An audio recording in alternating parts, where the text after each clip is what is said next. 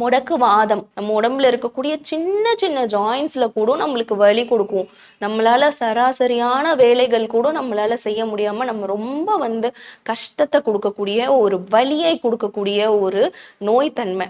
So அது வந்துருச்சு அப்படின்னாலே நம்ம ரொம்ப ப்ரிகாஷன்டா அதுக்கான முயற்சிகள் எடுத்து அதை சரி பண்ணக்கூடிய வழிகள் நம்ம பண்ணணும். நம்ம ஆர்ஜேஆர் மருத்துவமனையில இயற்கை முறையில உடம்புல இருக்கக்கூடிய அந்த கழிவுகளின் தேக்கத்தை வெளித்தள்ளக்கூடிய மூலிகை மருந்துகள் நம்ம கொடுத்துட்டு இருக்கோம்.